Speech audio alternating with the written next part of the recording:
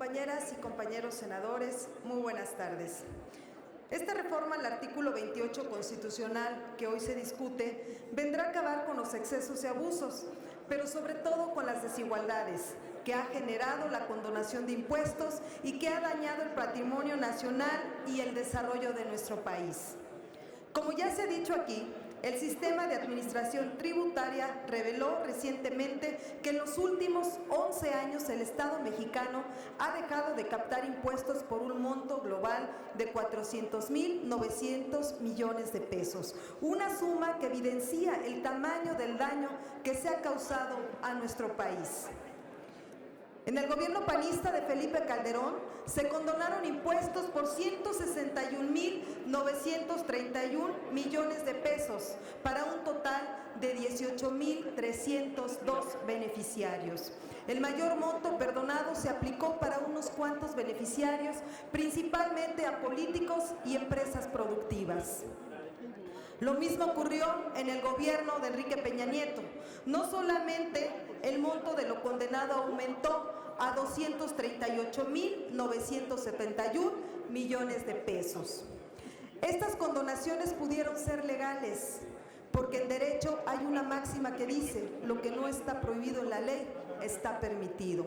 Sin embargo, es evidente que sin ninguna justificación aparente, muchas de estas condonaciones millonarias se hicieron a grandes empresas que obtienen anualmente utilidades millonarias.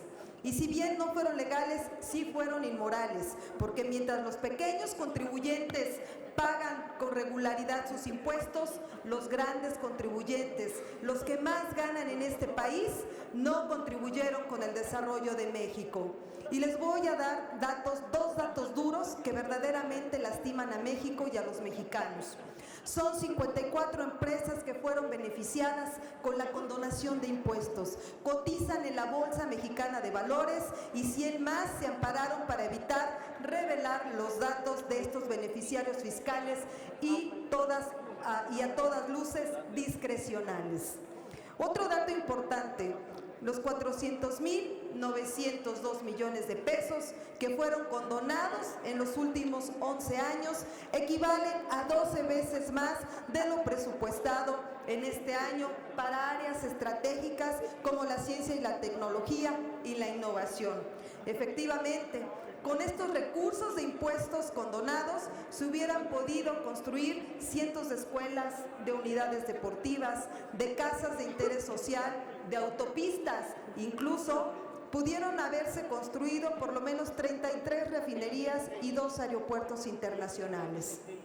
Por ello, no hay razón para evitar que se prohíba constitucionalmente la condonación de impuestos, mucho menos para darles ese inmoral beneficio a aquellos empresarios que obtienen jugosas ganancias y que ni siquiera reinvierten en este país. No es posible seguir condenando el crecimiento económico y el desarrollo social con la condonación millonaria de impuestos.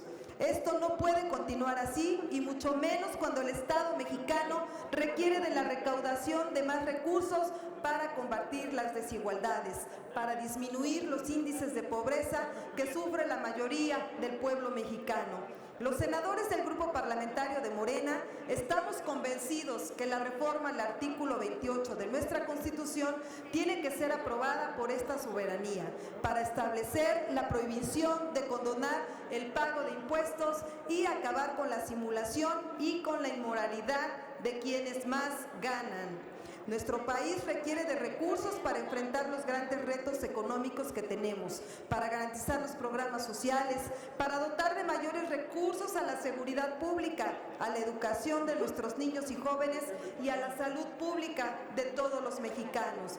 Aquí todos sabemos que la principal fuente de ingresos son los impuestos. No condenemos a nuestro país al subdesarrollo económico y al atraso social. México está por debajo de países como Argentina, Brasil, Chile en la recaudación fiscal.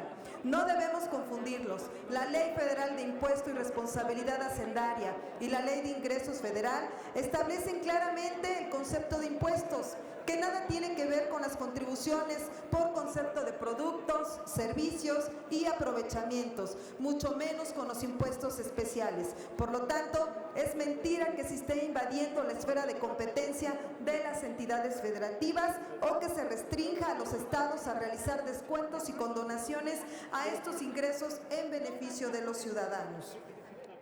Senadoras y senadores, en la Cuarta Transformación no se puede entender la austeridad republicana con la condonación de impuestos. Es una contradicción.